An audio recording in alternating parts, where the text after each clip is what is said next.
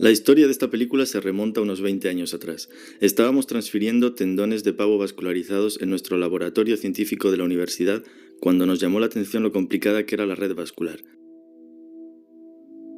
A partir de entonces, la Escuela China de Cirugía Plástica descubrió el concepto de colgajo retrógrado y comenzamos a desarrollar una técnica de trasplante de transferencias retrógradas vascularizadas del tendón flexor sobre el pedículo del codo, con el fin de evitar la problemática reconstrucción de los tendones flexores.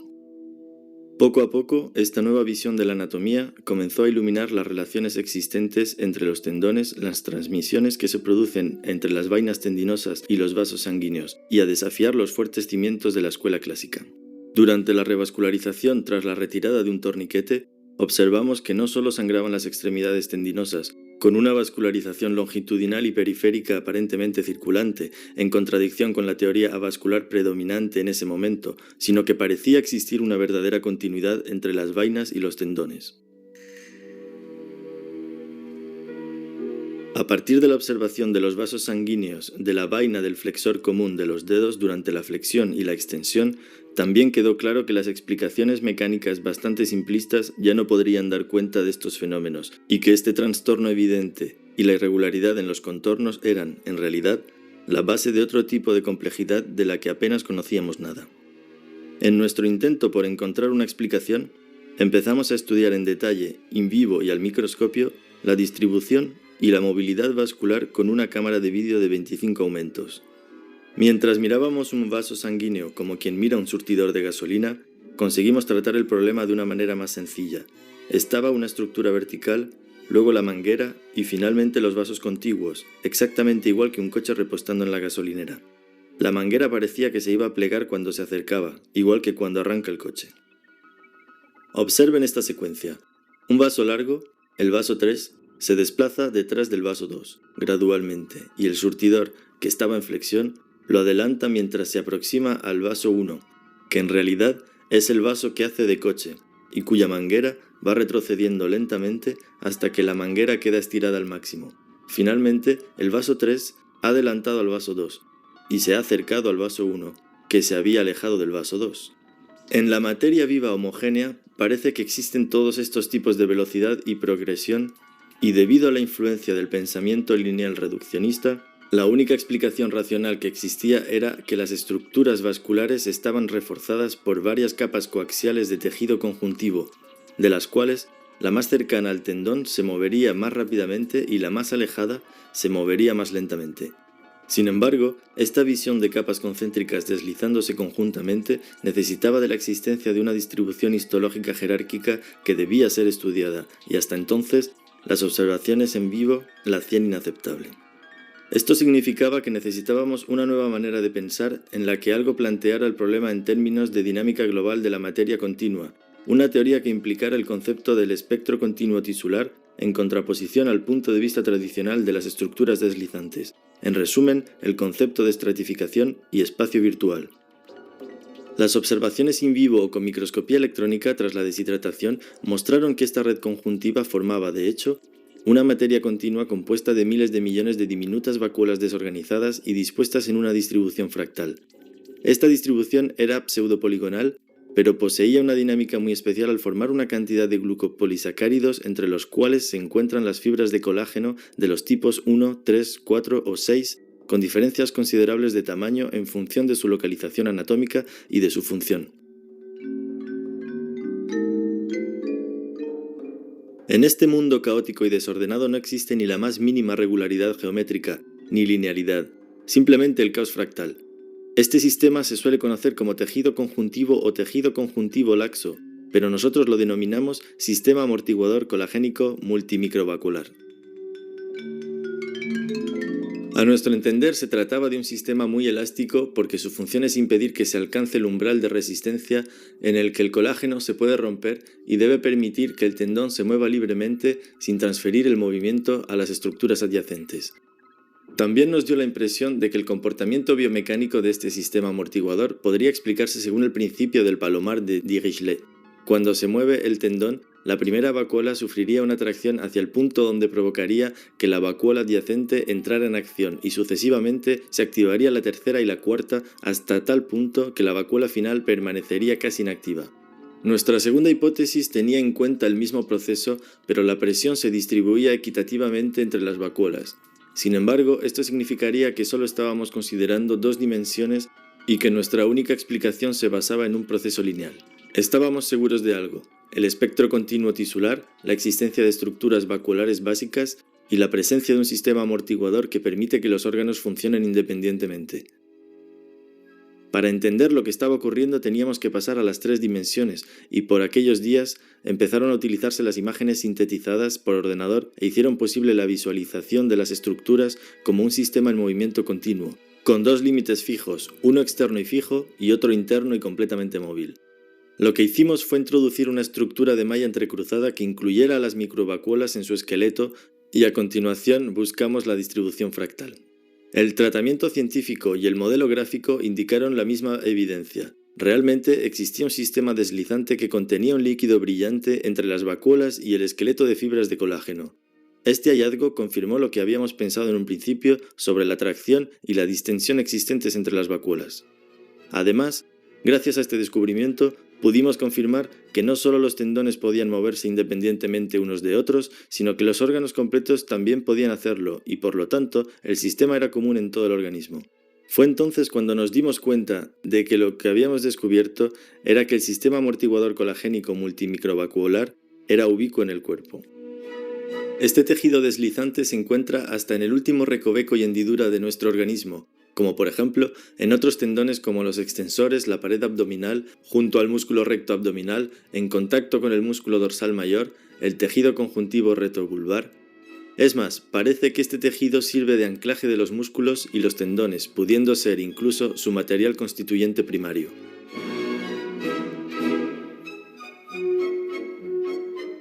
Hasta las estructuras que no están diseñadas para el movimiento, como los nervios y el periósteo, están compuestas por este sistema de tejido fibrilar, aunque con diferencias en su organización y tamaño.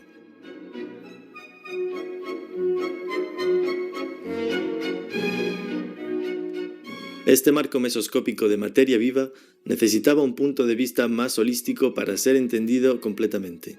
Por ello, comenzamos a observar las estructuras cutáneas y subcutáneas que pensábamos que serían más estables en el medio tisular móvil.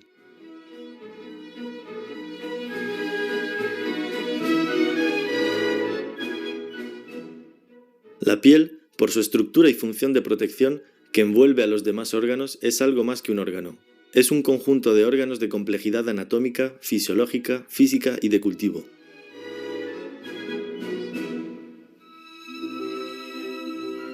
De todos los sentidos, el tacto es el más fundamental. Podemos vivir sin olfato, sin vista o sin gusto, pero no sin tacto. La piel transmite información permanentemente, nunca se desconecta, ni se bloquea, ni se duerme, tiene olor y textura, transpira, segrega y excreta, intercambia señales con el mundo exterior. Gracias a la piel, la superficie corporal es más un instrumento de comunicación que una barrera protectora.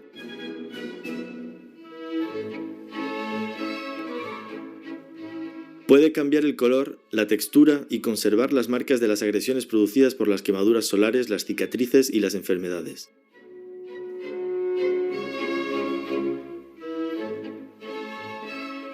Al nacer es tersa, está preparada para la vida y poco a poco va envejeciendo, se arruga, se vuelve flácida y cae. Tanto si se trata de un recién nacido, un adolescente o un adulto, la piel nunca es totalmente lisa y fina. A través de los pelos que hay en su superficie se pueden observar estructuras pseudogeométricas separadas por líneas de fuerza que permiten el movimiento de todas las dimensiones espaciales. Estas estructuras triangulares y piramidales se desplazan entre ellas. Al más mínimo movimiento y de forma inmediata se alinean con la fuerza de tracción, su posición inicial desaparece y adoptan una nueva disposición. A continuación, y como si dispusieran de memoria, retornan a su posición inicial. La piel sufre este tipo de movimiento, tracción y estiramiento con cada uno de los gestos diarios, y a excepción de las heridas abiertas, vuelve a su posición inicial. Como es evidente, este movimiento se conoce desde tiempos inmemoriales como elasticidad. Pero la cuestión es, ¿Cómo ésta relaciona dicha elasticidad con las estructuras subcutáneas? Con la intención de entender este sencillo mundo de desplazamientos, movilidad y finas superficies, comenzamos un recorrido por debajo de la epidermis con un videoendoscopio. Queríamos descubrir cómo podía llevar a cabo los movimientos rápidos y a veces violentos al mismo tiempo que los delicados, sin la más mínima dificultad. Al diseccionarla con un bisturí, lo que observamos es precisamente una gran abundancia de conexiones, una continuidad histológica sin ninguna separación clara entre la epidermis, la dermis, la hipodermis, los vasos sanguíneos, la saponeurosis y los músculos. Entonces, ¿cómo es posible todo este deslizamiento? ¿Y cómo se transmite?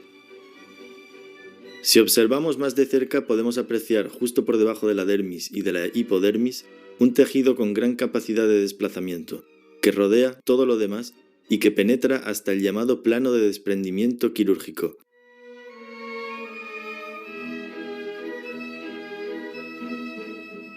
Si lo elevamos, nos llevamos una sorpresa, pues se producen extraños movimientos por la explosión de las vacuolas al ser expuestas a la presión atmosférica y que demuestran la existencia de sistemas hidráulicos sometidos a diferentes niveles de presión. Es un verdadero espectáculo de estructuras fibrilares y formas pseudogeométricas que existen entre los músculos, la piel y la grasa. ¿Pero qué son estas estructuras? ¿Cuál es su función? ¿Y por qué están ahí? ¿Es esto lo que tradicionalmente llamábamos tejido conjuntivo? Ahora profundicemos en este mundo de fibrillas. Un análisis inicial revela dos tipos estructurales básicos. Por un lado, encontramos unas bastante largas, refringentes, como las láminas de acero y con superficies transparentes compuestas por derivados glucoproteínicos. Por otro, se encuentran las fibrillas longitudinales, que pueden ser pequeñas, alargadas o cortas, esféricas o cilíndricas. A primera vista parece que no se diferencian unas de otras, pero si las observamos más detenidamente, podemos encontrarnos con una inmensa diversidad. La estructura de las plumas de las aves, el tallo de las cañas, los haces de los juncos, las espigas de trigo, cuya resistencia a la tracción es considerable, sogas, jarcias, arneses con anillos que refuerzan la solidez de los mismos, como una caña de bambú articulada, velas transparentes, gotas de rocío. Viajando por todas estas estructuras nacaradas podemos apreciar la misma disposición fractal por todas partes, grandes fibrillas salpicadas por otras más pequeñas hasta el infinito.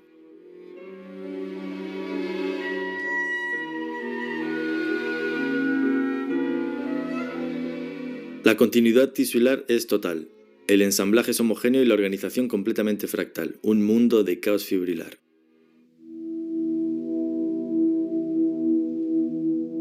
El cuerpo humano, por lo tanto, parece estar compuesto de un tejido único que con el tiempo se ha ido diferenciando, pero cuya organización básica está estereotipada. Sin embargo, este soporte vital, estructuralmente organizado, debe de tener sus propias normas de funcionamiento. ¿Cómo se organizan estas estructuras? ¿Cómo se reabsorben y se mueven? ¿Y qué función tienen? Según la terminología de la mecánica física, la organización debe calificarse como un complejo completamente estable y en busca del equilibrio, un sistema con una capacidad enorme de resistencia y de adaptación al cambio. Tanto para los físicos como para los médicos, no existe otra entidad con tal cantidad de cacofonías del movimiento en las escalas micro y macroscópica, los movimientos de los músculos, los fluidos, las fibrillas y las células. Aquí estamos en una complejidad más profunda. Un sistema de colágeno bañado en glucopolisacárido y con reservas de glóbulos grasos microscópicos permite el almacenamiento de la energía, la información y la materia, y forma una red de comunicación para el intercambio de energía, materia e información entre las partes que componen el sistema y las diferentes reservas, discurriendo por un torrente sanguíneo que circula entre los nervios, las venas, las arterias y las células. Algunos mecanismos aún no se comprenden del todo, como las fluctuaciones de presión que se pueden apreciar en estas imágenes del movimiento de las gotas que hay en un filamento que está claramente hueco. Y aún hay más. En esta red global rodeada por la piel, también tenemos válvulas que pueden aumentar o disminuir el flujo de información hablando en términos de intensidad y velocidad. Aquí el almacenamiento juega un papel importantísimo en la amplificación o inhibición de otros mecanismos, con consecuencias directas sobre las reservas lipídicas y linfáticas.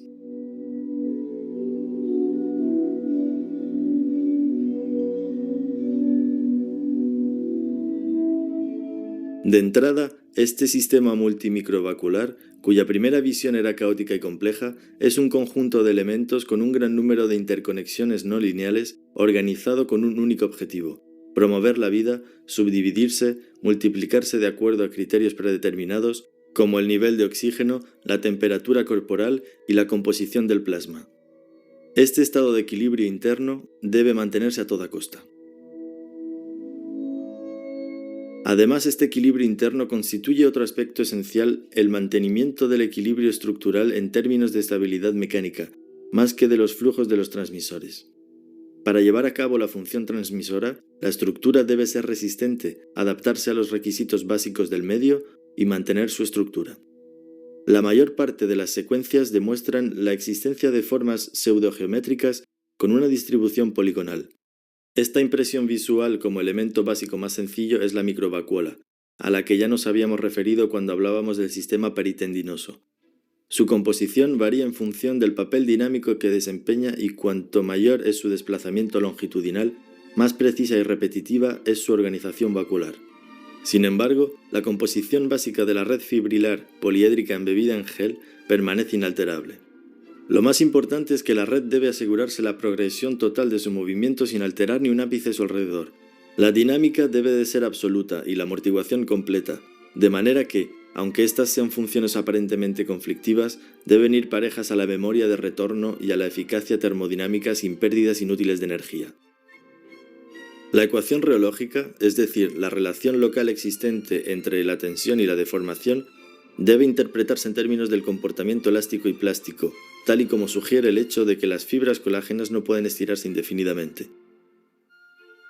Otras escuelas de pensamiento lo interpretan como la existencia de un mecanismo de adaptación a las fluctuaciones de las concentraciones iónicas. Este problema aún no está resuelto, pero creemos que la clave radica en la noción de la tensión transmitida combinada, es decir, cada elemento que compone la fibra debe estar conectado a sus vecinos por algún tipo de tensión previa. Cuando se aplica una tensión, el elemento adyacente es llevado a una tensión ligeramente inferior hasta que se alcanza la deformación requerida.